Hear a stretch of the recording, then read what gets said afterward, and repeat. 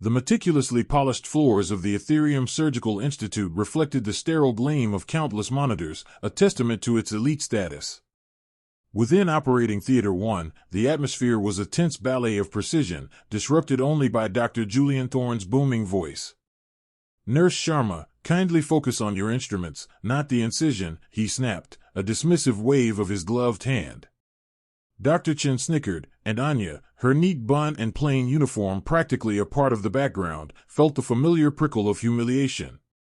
Her quiet observation, a subtle tremor in the patient's vital signs, had been instantly, brutally dismissed. Thorne, infallible chief of surgery, knew best. But as Thorne moved to make a critical cut, a vivid, horrifying image flashed across Anya's mind, a rare anatomical variation, a forgotten case study from a decades-old journal, perfectly matching the minute anomaly she'd just noticed. They were about to make a catastrophic error. The patient's life, entrusted to the Aetherium's elite, now rested on her. She was just a junior nurse, but the solution, sharp and undeniable, burned in her mind. She had to speak, even if it meant shattering the Institute's hallowed silence. And she would save them all. The sterile air of Operating Theater 3, usually a hum of controlled precision, now felt charged, vibrating with Anya's silent alarm. Dr. Thorne's scalpel, a sliver of polished steel, hovered. His movements were swift, practiced, imbued with the confidence of a man who believed himself beyond error. Beside him, Dr. Chen, perpetually attentive, mirrored Thorne's every subtle shift, ready to anticipate his needs. Other nurses and anesthesiologists maintained their positions, a well-oiled machine operating under the chief of surgery's undisputed command. Anya, tasked with monitoring vitals and assisting with instrument passes, felt her palms grow damp inside her gloves. The image from the forgotten case study burned in her mind, a stark counterpoint to the anatomy displayed on the monitors. A rare, almost imperceptible branching, a vascular anomaly that, if not accounted for, would turn a routine incision into a hemorrhage, a revolutionary procedure into a tragedy. "Scalpel, Dr. Chen," Thorne commanded, his voice a low, authoritative murmur. He extended a gloved hand. Dr. Chen, without a word, placed the requested instrument precisely. Thorne's gaze, sharp and unyielding, remained fixed on the surgical field, his brow furrowed in concentration. The tension in the room, normally just a backdrop of high-stakes medicine, now felt like a physical weight pressing on Anya. Her throat felt dry, constricted. Speaking out of turn, especially to Dr. Thorne, was akin to sacrilege in the Aetherium. It simply wasn't done. Junior staff, particularly nurses, were expected to be seen, not heard, unless explicitly asked. Yet, the patient on the table, a celebrated techmobile whose life was now a mere canvas for Thorne's genius, deserved more than silent adherence to protocol. She took a shallow breath, her heart thrumming against her ribs. "Excuse me, Dr. Thorne," she began, her voice barely a whisper, quickly swallowed by the rhythmic beep of the cardiac monitor. Her gaze darted to the anatomical area on the screen. "I believe there might be a—" Dr. Chen, ever vigilant, caught her movement, her almost imperceptible lean forward. His head snapped up, a sharp, disapproving frown etching his face. He didn't even turn fully towards her, simply shot a withering glance over his shoulder. "Nurse Sharma," he clipped, his tone laced with barely concealed irritation, "focus on your instruments. Dr. Thorne requires absolute silence and focus." The words were a public rebuke, though Thorne, absorbed in his delicate work, seemed not to have registered it. Anya felt a flush creep up her neck. Her colleagues, efficient and unblinking, maintained their positions, but she could feel the subtle shift in the air, the collective awareness of her misstep. She sank back slightly, her hands trembling as she adjusted a discarded gauze. "He didn't hear me," she reasoned. "I need to be clearer." Thorne proceeded, his incision poised to deepen.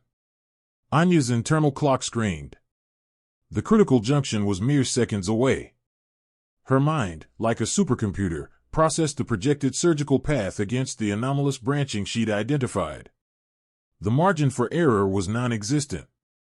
"Dr. Thorne," she tried again, her voice a little firmer this time, though still pitched to avoid disruption, "I recall a A very specific variation in the posterior superior pancreaticoduodenal artery in a similar case study. The patient's imaging, it might suggest. This time, Thorne paused. The scalpel, still, reflected the harsh overhead lights. He didn't turn, but the sudden cessation of movement brought an immediate, chilling silence to the OR. Every eye, including Chen's, now turned to Anya. Dr. Chen's face was a mask of cold fury. Nurse Sharma, Thorne's voice was low, dangerously calm, but it sliced through the silence like ice. He didn't raise it, but its intensity commanded absolute attention. Are you presuming to instruct me on my surgical plan? In my theater? He finally turned his head, his dark eyes, usually sharp with clinical focus, now blazing with an aristocratic disdain that made her stomach clench. Your role, nurse, is to anticipate the correct instrument, not to question the fundamental anatomy of a patient I have personally studied for weeks. His words, amplified by the sudden hush, hung heavy in the air, a public dressing down that felt like a physical blow. The anesthesiologist cleared his throat, subtly adjusting a dial. Another nurse kept her gaze fixed on the monitor, refusing to meet Anya's eyes. This was more than a reprimand, it was an unequivocal statement of hierarchy, a brutal reminder of her place. Dr. Chen, seizing the moment to demonstrate his loyalty, stepped in. Perhaps Nurse Sharma is feeling the pressure, Chief. It's a complex procedure. Junior staff can sometimes misinterpret. I'll ensure she stays focused. His tone was patronizing, dismissive, reducing her insight to a sign of weakness or inexperience. Anya felt a hot flush crawl up her cheeks. Her heart hammered, not just from fear, but from a surge of desperate indignation. She was not misinterpreting. She was right. The lives she cared so deeply for, the patients whose anxieties she soothed before surgery, now depended on her overcoming this terrifying wall of arrogance. Sir, with all due respect, Anya began, her voice strained but unyielding, the arterial branch, if it follows the pattern of the published Hirakawa anomaly type 2. Thorne finally lowered his scalpel to the instrument tray with a decisive clink that echoed like a gunshot. He turned fully, his expression a storm of barely contained fury. His eyes, usually discerning, were now opaque with righteous anger. Hirakawa anomaly? Nurse Sharma, are you reciting medical trivia from a forgotten textbook in the middle of a live operation? Are you suggesting that I, Dr. Julian Thorne, Chief of Surgery at the Aetherium, have overlooked a fundamental anatomical variation that you, a junior nurse, have somehow magically divined? His voice, though still controlled, vibrated with a menacing edge. My surgical team has reviewed the imaging. The patient's anatomy is textbook perfect. This is not some academic exercise for your amusement. He gestured dismissively to the monitors, where textbook diagrams were indeed displayed for reference. Her memory, however, was showing her something else entirely, a faint shadow on an older scan, a fleeting detail on a different angle, which the standard pre-op review would miss. It's subtle, Dr. Thorne, Anya pressed, feeling a tremor in her hands but refusing to back down. Her gaze flickered to the patient's head, now covered by sterile drapes, an anonymous form except for the life signs on the monitor. It's in the posterior aspect of the head of the pancreas, a branch that often originates more proximally, but in this specific variation, it courses directly through. Enough. Thorne's voice cracked like a whip, echoing off the gleaming surfaces of the ore. His face was pale with rage. This is an insubordination, Nurse Sharma. Are you deliberately attempting to undermine my authority? To disrupt a critical, time-sensitive procedure with speculative, unverified claims? He pointed a gloved finger at her, his voice rising, betraying the veneer of calm he usually maintained. I will not tolerate this. Your intuition is a dangerous distraction. This isn't a parlor trick, it's surgery. You will return to your duties and speak only when spoken to. Dr. Chen, ensure Nurse Sharma understands the gravity of her position. Dr. Chen stepped forward, his face grim, his tone sharp with public rebuke. Nurse Sharma, you are out of line. This is a chief-level procedure. Dr. Thorne's reputation, and indeed the patient's safety, relies on absolute discipline. Your actions are unprofessional, disruptive, and frankly, quite alarming. If you cannot maintain the decorum required in this theater, I will have to ask you to step out." The threat hung in the air, a cold, unequivocal declaration that her career, her very presence in this elite institution, was now on the line. The entire staff was watching, silent witnesses to her public dismantling. Anya felt the collective judgment, the chilling awareness that she had shattered the Institute's hallowed silence, and the consequence was severe. Humiliation washed over her, a wave of heat and shame, but beneath it, an unyielding core of certainty remained. They were wrong. And if she allowed herself to be silenced, someone would die. The solution, sharp and undeniable, still burned in her mind. Anya's eyes, usually downcast, met Dr. Thorne's, unwavering despite the tremors that now shook her hands, and visible beneath her gloved grip. The sterile air, once merely cool, felt like ice against her skin, a physical manifestation of the absolute chill that had fallen over the operating theater. All 20 pairs of eyes, surgeons, anesthetists, scrub nurses, circulating nurses, residents, were fixed on her, a collective, silent indictment. Sharma, Dr. Thorne's voice, usually a calm, authoritative baritone, was now a low, dangerous growl that barely sliced through the dense silence. His eyes, the color of Arctic ice, bored into her, promising professional annihilation. "Do you have any comprehension of the gravity of your actions? You have disrupted a delicate procedure, questioned the judgment of your chief surgeon, and potentially jeopardized a multi-million-dollar operation and, more importantly, a patient's life.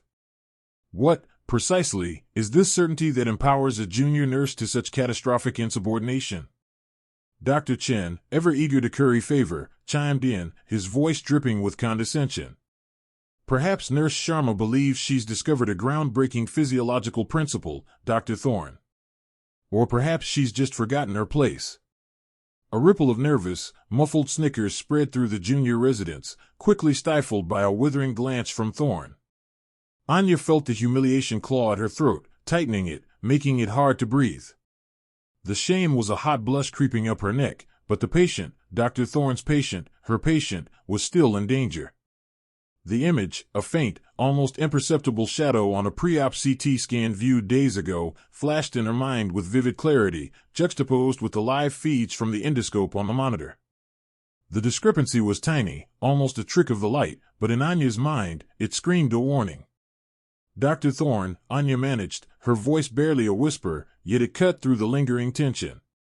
"With all due respect, sir, I believe there is an undetected vascular anomaly. Proximal to the planned incision site, approximately 2 millimeters lateral. It's subtle, sir, but it correlates with a minor, atypical fluctuation in the pre-op cardiac rhythm noted on day 3.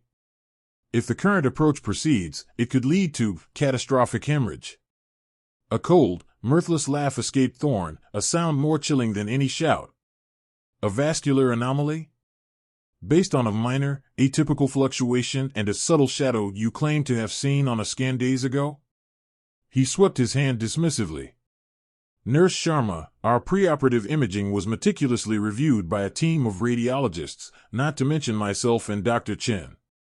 There is no such anomaly. Your correlation is pure conjecture, bordering on delusional." Dr. Chen stepped forward, an almost predatory glint in his eyes. "This isn't a theory forum, Nurse Sharma. This is the Aetherium. We deal in facts, not feelings. Your sixth sense is an insult to medical science and a danger to this institution's reputation." The other nurses shuffled uncomfortably, avoiding Anya's gaze, knowing that any perceived support for her would reflect poorly on them. Even the seasoned anesthetist, Dr. Ramirez, who usually held a calm demeanor, looked stressed, his eyes flicking between Thorne and Anya, clearly wanting this resolved without further incident. The patient's life signs, displayed on the adjacent monitor, were stable, further cementing Thorne's dismissal of Anya's warning. "Are you truly suggesting, Nurse Sharma," Thorne continued, his voice regaining a dangerous calm, "that an entire team of highly qualified specialists, utilizing the most advanced diagnostic tools on the planet, has collectively missed a catastrophic anomaly that only your untrained eyes could discern? Do you understand the implications of such an accusation?" He leaned closer, his voice dropping to a theatrical whisper that somehow filled the entire room. It implies either gross incompetence on our part, or profound delusion on yours.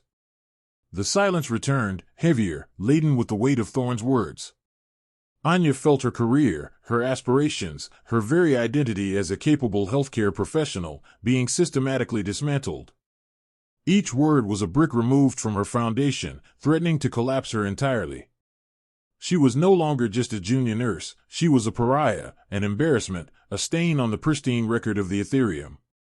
The heat of shame intensified, burning through her uniform, but the unyielding core of certainty held fast. She knew. "Sir," Anya began again, her voice steadier this time, fueled by the terrifying vision of what would happen if she backed down. "The anomaly is, it's a variant of the dorsal pancreatic artery. It's extremely rare, not always visible on standard angiography unless specifically searched for. On the CT, it appeared as a faint, almost ghost-like shadow adjacent to the superior mesenteric artery, only visible from a specific sagittal angle, which was not the primary focus of the initial review." Thorne scoffed, a short, sharp sound of utter disbelief. "A ghost-like shadow? A variant of the dorsal pancreatic artery that none of us, not even our interventional radiologists, detected? Nurse Sharma, this is beyond absurd. You are fabricating medical fiction to cover your insubordination." He paused, letting the full weight of his contempt settle. "Your conduct today is unacceptable. You have created unnecessary alarm, wasted valuable surgical time, and quite frankly, demonstrated a fundamental lack of judgment that renders you unfit for this institute. Once this procedure is complete, I will personally see to it that your privileges are revoked and your employment terminated." The words hung in the air, a death sentence for her career. Anya felt a cold knot form in her stomach. This was it. The ultimate public shaming, the destruction of everything she had worked for. Her mother's proud face flashed in her mind, then the image of the patient's family, waiting. She couldn't let it end like this. She couldn't let the patient die. "Sir," Anya insisted, her voice gaining a surprising strength, a desperate plea for reason against the overwhelming tide of arrogance. "Please, just one moment. Re-examine the sagittal view from day 1, scan 47, specifically. Look for the faint line. I can show you." Thorne's face hardened, his jaw clenching. He stared at her, an internal battle playing out. To humor her was to admit even a sliver of doubt, anathema to his image. To dismiss her outright risked her making an official complaint, however futile, or worse, spreading whispers of his arrogance if she somehow, miraculously, was proven right. But her insistence, even now, was infuriating. Then, a cruel, cunning smirk touched Thorne's lips. "You want to show me, Nurse Sharma? You want to prove that your photographic memory and intuitive understanding are superior to a decade of specialized surgical training and cutting-edge diagnostics?" He gestured towards the main monitor, where a 3D reconstruction of the patient's anatomy was displayed, currently showing a standard overview, ready for manipulation. "Very well. I will give you precisely 1 minute. Pinpoint this ghost-like shadow, this rare variant of the dorsal pancreatic artery, on this three-dimensional model. Manipulate the image yourself. Show us the precise angle, the exact location. If you succeed, if you can demonstrate a verifiable, anatomically significant anomaly that has genuinely escaped our notice, then we will reconsider. But if you fail, if you waste another second of my time with your baseless fantasies, your termination will be immediate and absolute. And I will ensure your name is synonymous with professional negligence within the Aetherium network. Do you understand the stakes, Nurse Sharma?" The challenge, impossible in its precision, its time constraint, and its public nature, hung in the air, a gauntlet thrown directly at her feet. Anya looked at the gleaming screen, then back at Thorne's cold, triumphant gaze. 1 minute. One tiny, almost invisible detail. Her entire future, and a patient's life, rested on her ability to navigate a digital labyrinth under the most intense scrutiny imaginable. The clock was already ticking. "Hey, you're still here. Awesome. If you loved uncovering this story's twists and turns as much as I did, imagine what else we can discover together. Don't let the next adventure pass you by. Hit that subscribe button, join our community, and let's keep exploring these fascinating tales. The clock was already ticking. Anya's heart hammered against her ribs, a frantic drumbeat against the sterile silence of the operating theater. Dr. Thorne's eyes, cold and challenging, seemed to burn into her, a physical weight. 1 minute. An impossible task, designed not for success, but for her public humiliation. She drew a deep, steadying breath, pushing aside the fear and the overwhelming pressure. Her gaze locked onto the monitor displaying the intricate surgical field, a digital tapestry of vessels, nerves, and muscle. It was a live feed from the endoscopic camera, focusing on a deeply embedded tissue plane where the revolutionary Aetherium nerve resynthesis (ANR) procedure was being performed. The patient, a renowned concert pianist, lay vulnerable beneath the drapes, his career and future hanging in the balance. The image pulsed with high-resolution detail, a kaleidoscope of physiological data. To an untrained eye, or even to many experienced surgeons, it was a perfectly executed procedure. But Thorne, with his chilling confidence, had declared a microanomaly, something he couldn't pinpoint, but suspected. His challenge wasn't just to find it, but to identify its exact nature and potential consequence. Anya felt a switch flick deep within her mind. The emotional static faded, replaced by an intense, almost preternatural focus. Her vision sharpened, the digital pixels coalescing into a vibrant, three-dimensional blueprint. Her photographic memory, usually a quiet companion, roared to life. Images from countless anatomy texts, surgical atlases, and archived patient scans flashed through her mind, not as discrete pictures, but as an interconnected web of perfect and anomalous forms. She began to scan. Not randomly, but with a systemic, intuitive sweep. Her eyes darted across the screen, tracing the delicate network of capillaries, the branching pathways of peripheral nerves, the subtle contours of muscle fascia. Each structure was instantly compared to a pristine ideal in her mental library. Asterisk, is this vessel too narrow? Is that nerve sheath slightly distended? Asterisk. The seconds ticked by, each one an eternity. 30 seconds, Nurse Sharma, Thorne's voice cut through the air, laced with a barely concealed sneer. Dr. Chen, standing beside him, shifted impatiently, a smirk playing on his lips, undoubtedly anticipating Anya's failure. Anya ignored them. Her mind was a supercomputer, cross-referencing terabytes of data. She wasn't just looking for something wrong, she was feeling for it, her sixth sense humming, a faint discordant note in the symphony of normal physiology. It wasn't a visual cue at first, but a subtle, almost subliminal pull, a sense of wrongness radiating from a tiny, innocuous-looking area near the resynthesized nerve cluster. Her gaze honed in.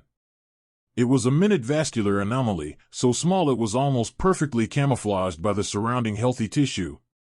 A tiny, aberrant arteriovenous fistula, a direct connection between an artery and a vein, bypassing the capillary bed. It was no larger than a pinpoint, a whisper of a defect. Most would have dismissed it as a photographic artifact or a normal variant. But Anya's internal database screamed, anomaly. Her memory overlaid textbook diagrams of vascular malformations, cross-referencing with archived cases of postoperative neuropathic pain and focal ischemia. The ANR procedure required optimal microperfusion to the healing nerve. This fistula, though tiny, was diverting crucial arterial blood flow, creating a localized ischemic zone around the newly repaired nerve. It was a time bomb. Found it, Anya's voice, though soft, carried an unwavering clarity that cut through the expectant silence. Her finger, steady and precise, pointed to the screen. Inferior to the lateral branch of the radial nerve, approximately 1.2 millimeters distal to the ANR suture line. A microfistula, Dr. Thorne. Arteriovenous, likely congenital but exacerbated by localized inflammatory response from the procedure. Thorne scoffed, but there was a flicker of something in his eyes, a momentary surprise. A microfistula? Nurse Sharma, that's barely visible. And your assertion of exacerbation and ischemic zone is pure conjecture. He leaned closer to the monitor, zooming in on the area Anya indicated. Even magnified, it was challenging to discern, a faint blush against the crimson landscape. It's diverting arterial flow from the nerve's immediate microcirculation, Anya continued, her voice gaining quiet authority. She hadn't raised her voice, hadn't flinched. The pressure differential will cause localized ischemia, compromising nerve healing. Over time, it will lead to chronic neuropathic pain and potential nerve necrosis, negating the ANR procedure entirely. The patient, the pianist, would lose fine motor control in that hand. The operating theater was utterly silent. Dr. Chen's smirk had vanished, replaced by an expression of pure, stunned disbelief. He stared at the screen, then at Anya, then back at the screen, his mouth slightly agape. Other masked faces in the room, usually impassive, now showed signs of open-mouthed awe. Thorne, his face a mask of furious concentration, adjusted the parameters of the endoscopic camera, enhancing color and contrast, then activated a microdoppler flow mapping overlay. The screen instantly transformed. Where there had been a vague blush, a tiny, vibrant jet of red now clearly illuminated the fistula, bypassing the intricate capillary bed, confirming Anya's precise diagnosis. The abnormal flow pattern was undeniable. His breath hitched. The carefully constructed facade of infallibility crumbled, replaced by a ghastly pallor. His eyes, wide with a horror he couldn't conceal, darted from the screen to Anya, then back again. Not only had she found the anomaly, but she had accurately predicted its physiological impact with terrifying accuracy, all within the span of 60 seconds. The implications hit him like a physical blow. He, the brilliant Dr. Julian Thorne, chief of surgery at the prestigious Aetherium, had missed it. A critical, career-ending error that would have crippled his celebrity patient and stained his flawless reputation. And it was a junior nurse, the quiet, unassuming Anya Sharma, whom he had so casually dismissed, who had seen it. The arrogance drained from him, leaving behind a hollow shell of professional dread. The triumphant glint in his eyes was extinguished, replaced by a dawning, sickening respect. He stared at Anya, seeing her not as a subordinate, but as a peer, perhaps even a superior, and the rarest of surgical talents. The challenge, meant to break her, had instead elevated her, revealing a brilliance that eclipsed his own. Scalpel. Microclip, Thorne barked, his voice hoarse, devoid of its usual booming authority. His hand, usually steady and confident, trembled slightly as he reached for the instrument. Nurse Sharma, he added, his voice barely a whisper, a strange mix of grudging admiration and profound shock, guide me. Where is the optimal point for ligation to preserve flow to the nerve? Anya, her face still calm and composed, her empathy for the patient shining through, pointed again. Approximately 0.5 millimeters proximal, Dr. Thorne. A minimal clip will suffice to redirect flow without compromising the parent artery. The tension in the room began to dissipate, replaced by a collective, palpable relief. The immediate danger was averted. The patient would be fine. And in that high-stakes theater, amidst the gleaming technology and the humbled elite, Anya Sharma, the quiet, overlooked nurse, had decisively saved the day. The sterile silence that had gripped the operating theater fractured into a collective, shuddering exhale. Dr. Thorne, his hands still poised, felt Anya's words reverberate through him, cutting through his professional certainty like a laser. 0.5 millimeters proximal, such an impossibly precise, yet confident instruction from a junior nurse he had just moments ago dismissed. His analytical mind, however, rapidly processed the information. He reevaluated the live angiogram, zoomed in with a command that felt almost automatic, and there it was, a minuscule, almost imperceptible collateral artery, hidden in the labyrinthine vascular network, exactly where Anya had indicated. It was a detail so fine, so easy to overlook, that it was a testament to his own arrogance that he hadn't seen it sooner. His hand, guided now by a forced humility, moved with renewed purpose. He applied the microclip with a precision born of years of practice, yet imbued with a newfound caution. The monitor flickered, the rogue blood flow redirected. The alarming pressure drop stabilized, then slowly began its ascent back to normal parameters. The crisis, which had threatened to derail his illustrious career and claim a patient's life, receded like a nightmare upon waking. The relief in the room was not just palpable, it was a physical force, washing over the surgical team. Shoulders slumped, oxygen masks fogged with deep breaths, and the frantic beeping of the monitoring equipment settled into a steady, reassuring rhythm. But amidst this relief, a different emotion began to bloom, a profound, collective astonishment. Dr. Thorne straightened, his gaze still fixed on the screen, verifying the stability. His jaw, set moments before in a grim line, relaxed almost imperceptibly. He didn't turn to Anya immediately. His mind, accustomed to rapid-fire problem-solving, was now grappling with a different kind of problem, the shattering of his self-perception. He, the infallible Dr. Julian Thorne, chief of surgery at the Aetherium, had been guided, corrected, and ultimately saved by a junior nurse he barely knew existed. Anya, for her part, remained utterly composed. Her gaze, clear and unwavering, was still fixed on the patient's vitals, then on the operative field, ensuring no further complications arose. Her breathing was steady, her posture still attentive. There was no flicker of triumph in her eyes, no swelling of pride. Only the quiet, fierce dedication to her patient, which had fueled her intervention. She smoothly handed Thorne a fresh swab, her movements fluid and practiced, as if nothing extraordinary had just transpired. Dr. Chen, who had been an agitated bundle of nerves and barely concealed disdain just moments prior, stood utterly dumbfounded. His initial relief at the patient's stabilization quickly morphed into a searing embarrassment. He had openly belittled Anya, dismissed her, and even ridiculed her concerns. Now, her quiet competence had not only saved the patient but had also starkly highlighted his own lack of observation and, more painfully, his professional prejudice. His face, usually composed, flushed a deep crimson under his mask, his eyes darting between Thorne, Anya, and the other team members, as if seeking confirmation that he hadn't imagined the scene. The other nurses and residents, previously mere cogs in the precise machinery of Thorne's operating theater, exchanged silent, wide-eyed glances. They had seen Thorne's arrogance countless times, experienced his dismissive attitude firsthand. They knew Anya as the quiet one, the one who blended in. But today, she had transcended her perceived role. They witnessed her photographic memory in action, her sixth sense for anatomical aberrations, her unshakable calm in the face of absolute chaos. They had seen her speak truth to power, not with defiance, but with an unwavering focus on the patient's well-being. A ripple of something akin to awe, mixed with nascent respect, began to spread amongst them. The hierarchy, typically as rigid as the sterile steel instruments surrounding them, had visibly fractured, if only for a few crucial minutes. Thorne, having meticulously closed the incision and ensured all parameters were stable, finally lowered his instruments. He meticulously cleaned his gloved hands, his movements slower, more deliberate than usual.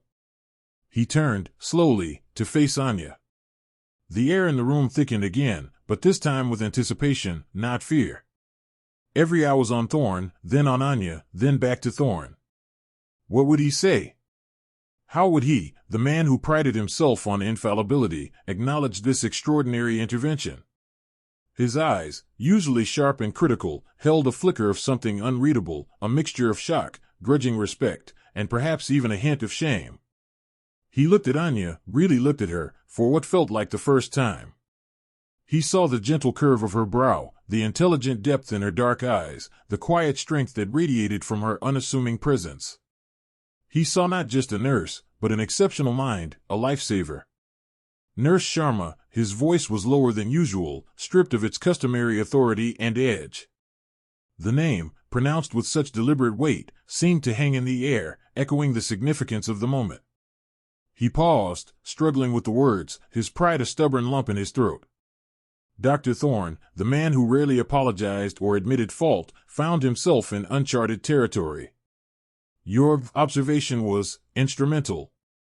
He managed the word, though it felt inadequate. More than instrumental. It was precise. Life-saving. He didn't make eye contact for long, his gaze shifting quickly to the patient, then back to the closed incision. The admission, though understated, was monumental for him. It was a crack in the formidable facade of Dr. Thorne, a rare glimpse of vulnerability and genuine recognition. Anya met his gaze for a moment, a faint, almost imperceptible nod her only response. She didn't seek praise, didn't bask in the spotlight now fixed upon her. Her focus remained steadfast on her duties. She began to methodically prepare the patient for transport to recovery, her movements calm and efficient. The operating theater, now bathed in the soft hum of life-sustaining machines, felt transformed. The hierarchy had been challenged not by rebellion, but by pure, undeniable competence. Dr. Thorne, though still the chief, was subtly altered. The team, once merely following orders, now regarded Anya with a silent, deep reverence. The Aetherium Institute, usually a stage for Thorne's brilliance, had just witnessed the quiet triumph of its most overlooked member.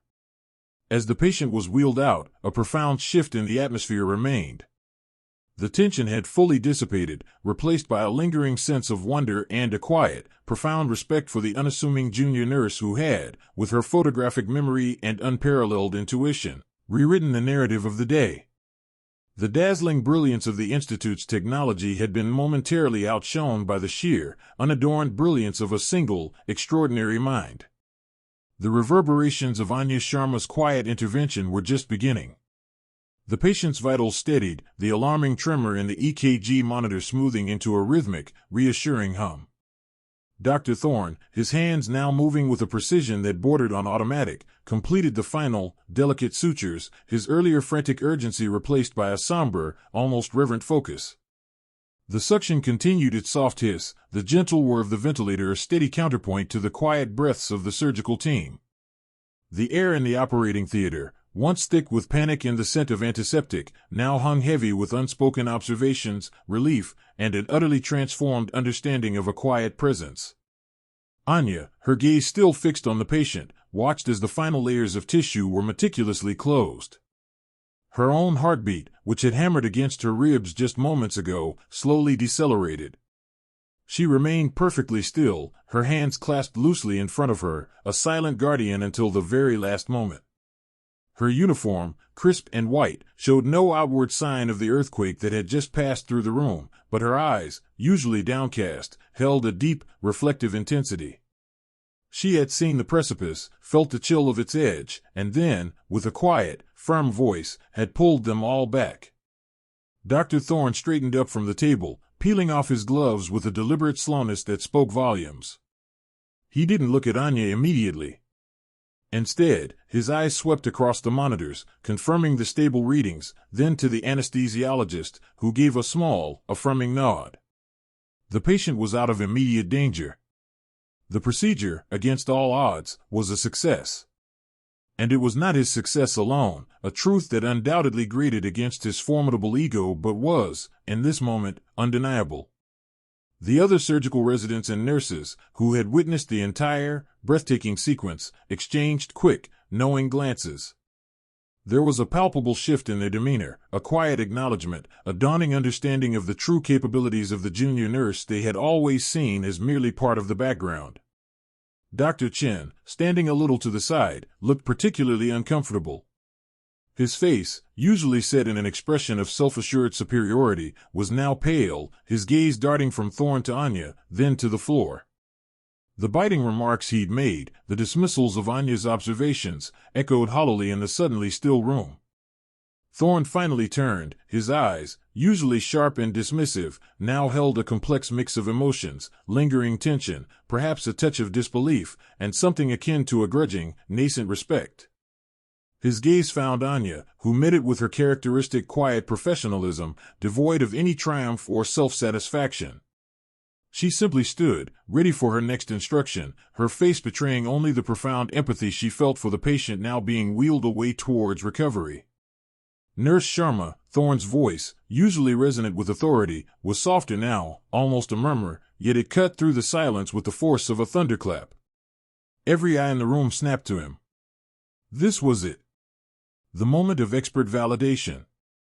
He paused, gathering his thoughts, visibly grappling with the enormity of what had transpired. Your observation, he continued, the words coming slowly, as if he were tasting them for the first time, was not merely astute. It was critical. He hesitated, then added, his voice gaining a firmer, more deliberate tone, "It saved this patient's life. And it saved this procedure from becoming a catastrophic failure." The honesty in his voice, the direct, unvarnished admission from a man who prided himself on his infallibility, sent a ripple through the room. It wasn't just an acknowledgement, it was an admission of his own oversight, a stark humbling from the chief of surgery. He took a step closer to Anya, his expression intense. "I confess," he said, looking directly into her eyes, "I did not give your initial concerns the attention they deserved. My oversight was significant. Your persistence, your unique understanding of these intricacies, is extraordinary. Unparalleled." This was the maximum impact moment. Dr. Julian Thorne, the brilliant, arrogant chief of surgery, known for dismissing junior staff and valuing his own judgment above all else, was not just thanking a nurse. He was validating her, publicly, profoundly, and with a humility that shocked everyone present.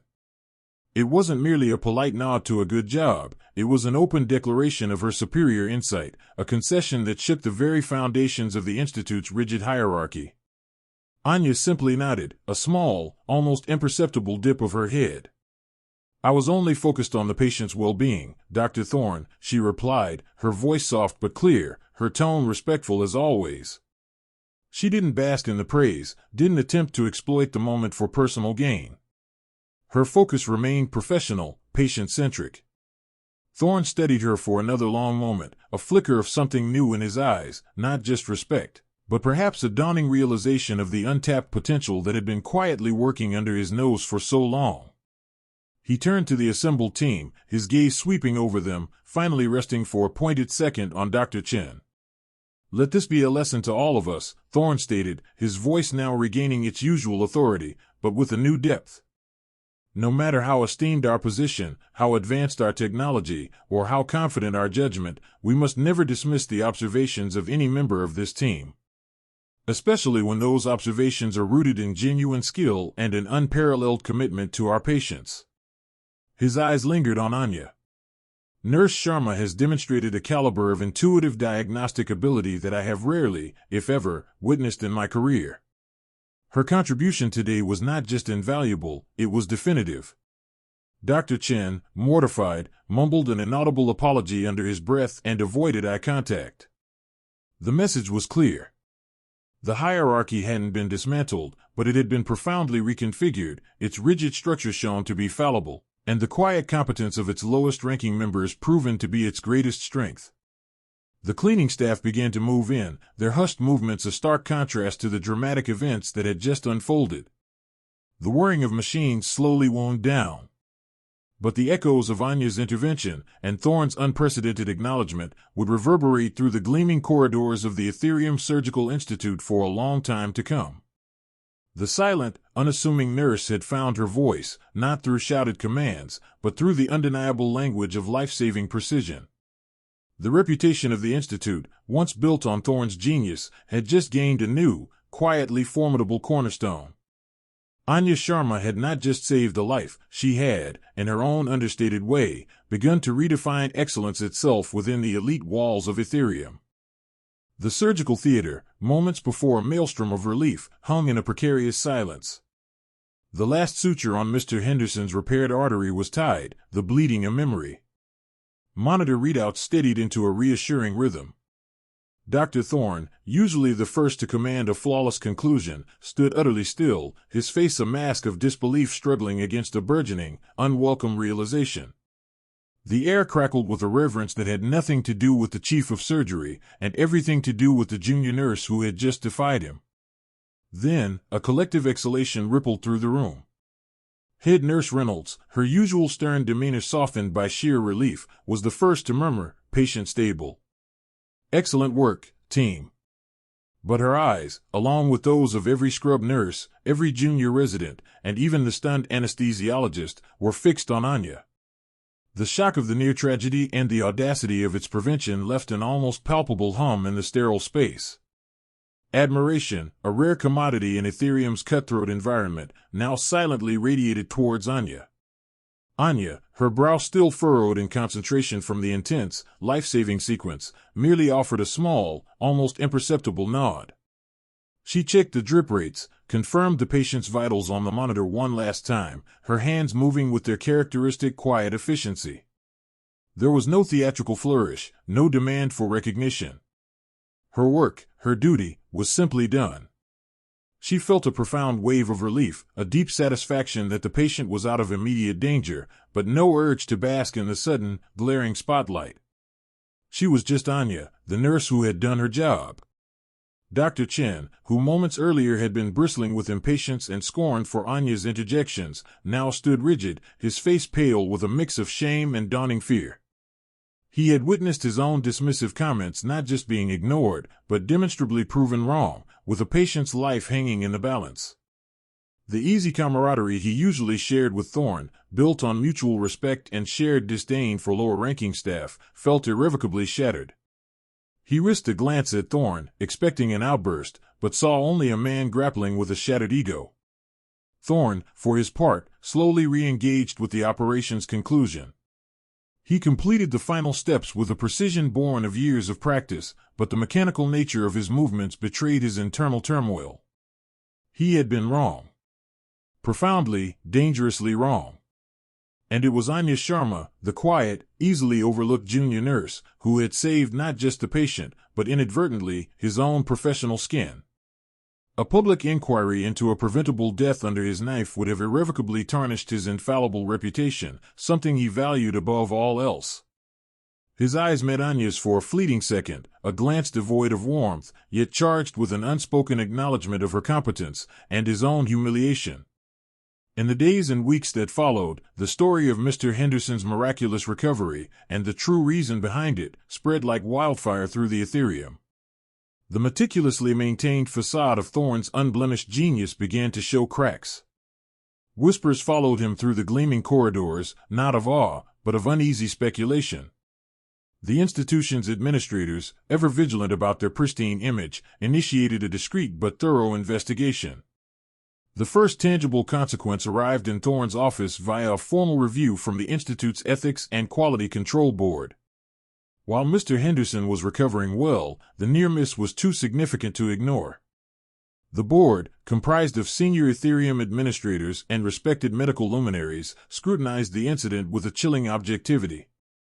Anya's detailed account, given with her usual quiet clarity, was corroborated by the OR's comprehensive recording systems, which captured every word and vital sign.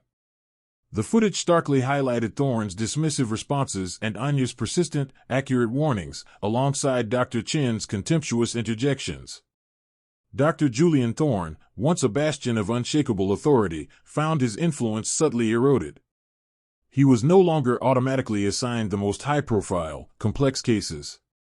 Several celebrity patients, whose trust had been solely in his name, quietly transferred their care to other institutions or demanded a co-surgeon. His reputation for flawless execution, once his greatest asset, was now viewed with skepticism.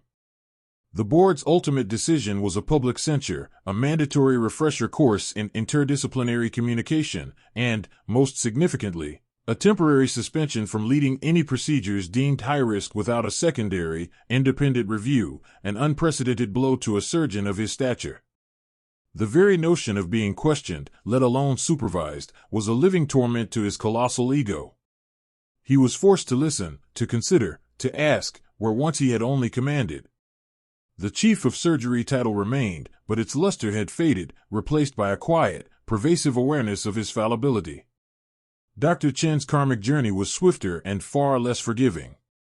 His eager participation in belittling Anya, captured in the OR footage and remembered by every junior staff member present, painted him as not just dismissive, but actively hostile to crucial medical input. His career trajectory at Aetherium, once soaring, nosedived. He was immediately removed from Dr. Thorne's surgical team and reassigned to overnight emergency rotations, the least glamorous and most grueling shifts. His senior resident status became a hollow title, few trusted his judgment, and none respected his leadership. He found himself ostracized by his peers and meticulously avoided by junior nurses, who now looked to Anya with a quiet reverence. His hopes of rapid advancement within the prestigious institute evaporated, replaced by the grim reality of a stalled career and the gnawing awareness of his own professional disgrace. He quickly discovered that arrogance, when proven wrong, left one utterly exposed and alone.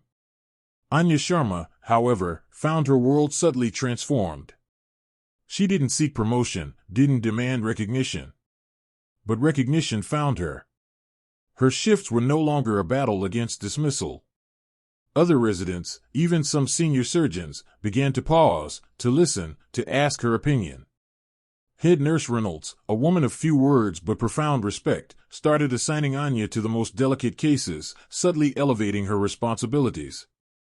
There was a quiet hum of respect, an unspoken acknowledgement of her extraordinary talent, that followed her. She still blended into the background, her uniform neat, her hair tied back, but now, when Anya spoke, the room listened. She remained the unassuming junior nurse, but the Aetherium Surgical Institute now understood that true excellence often wore a modest disguise, and that sometimes, the quietest voices carried the most profound truths. The institution, though slow to change its hierarchical ways, had been forced to acknowledge a new, formidable cornerstone of its own elite foundation. Anya hadn't just saved a life, she had, without fanfare, redefined the very essence of competence within its gleaming, high-tech walls. The institution, though slow to change its hierarchical ways, had been forced to acknowledge a new, formidable cornerstone of its own elite foundation. Anya hadn't just saved a life, she had, without fanfare, redefined the very essence of competence within its gleaming, high-tech walls. The ripple effects were immediate and profound, though often subtle in their manifestation. For Dr. Julian Thorne, the aftermath was a crucible. The patient, a renowned industrialist, made a full and rapid recovery, his family effusive in their gratitude, not just for the successful surgery, but for the exceptional vigilance of a certain junior nurse whose quick thinking had averted a catastrophic outcome. This praise, delivered discreetly but firmly to the Institute's board, bypassed Thorne entirely, landing instead with the chief of nursing, who relayed it with a quiet, knowing smile to Anya. Thorne, once seen as infallible, now carried the indelible stain of having been demonstrably, dangerously wrong, and worse, having dismissed the very insight that saved his patient. His usual surgical caseload, particularly the high-profile celebrity cases, began to dwindle. Not overtly, but with a glacial slowness. Consulting surgeons from other prestigious hospitals, once eager to collaborate, became subtly unavailable. The board, ever conscious of reputation and revenue, initiated an internal review, disguised as a procedural efficiency audit, which nevertheless highlighted Thorne's systematic dismissal of junior staff input. No public reprimand was issued, but the message was clear: arrogance, unchecked, had nearly cost the Aetherium its most valuable asset, its flawless reputation. Thorne, for the first time in his illustrious career, found himself looking over his shoulder, the shadow of Anya's quiet competence a constant, irrefutable reminder of his own fallibility. His reign of unquestioned authority had cracked. Dr. Chen's comeuppance was swifter and more ignominious. His attempts to pivot and claim partial credit for the team effort were met with stony silence from colleagues and outright ridicule from the nurses he had so frequently belittled. The chief of nursing, a formidable woman who had long observed Chen's disdainful attitude, ensured his transfer to the least desirable night shifts in the general surgical ward, far from the gleaming operating theaters of the Aetherium. His coveted residency extension was denied, his applications to other elite institutions mysteriously rejected. He found himself trapped in a loop of thankless tasks, his ambitions curdled by the knowledge that the person he had scorned now commanded a silent, deep respect that he could never hope to attain. His career, once on a meteoric trajectory, had flatlined, a direct consequence of his inability to see beyond rank. Anya, meanwhile, became the reluctant recipient of a changed atmosphere. Supervisors spoke to her with newfound deference, requesting her input, not just demanding her assistance. Other junior nurses, once timid in her presence, now sought her advice, a quiet admiration in their eyes.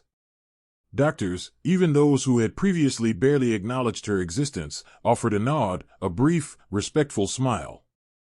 The cafeteria staff remembered her coffee order. These small gestures, rather than grand pronouncements, were the true measure of her impact.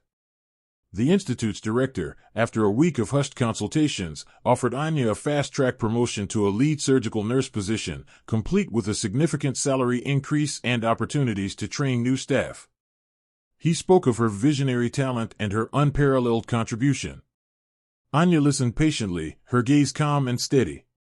She understood the offer was a genuine attempt to acknowledge her skill and integrate it formally into the Aetherium structure. But the core of Anya's being remained unchanged. Her authentic life wasn't about titles or prestige. It was about the patient, the intricate dance of life and death, the quiet satisfaction of knowing she had applied her skill to alleviate suffering.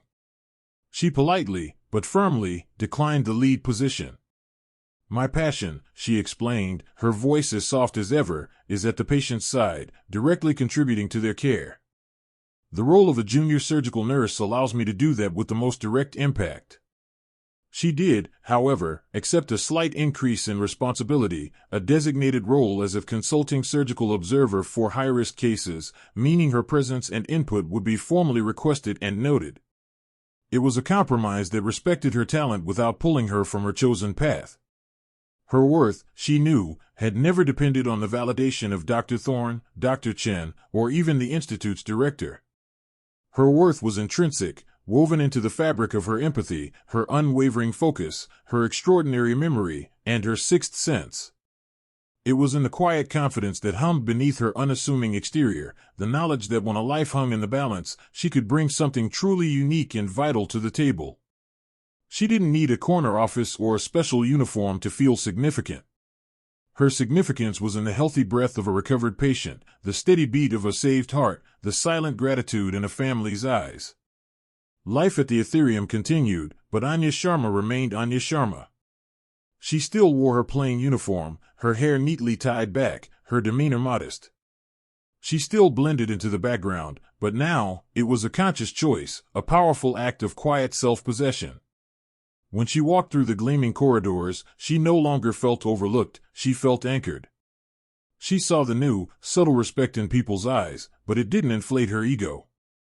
It merely confirmed what she already knew: she was good at what she did, and that was enough.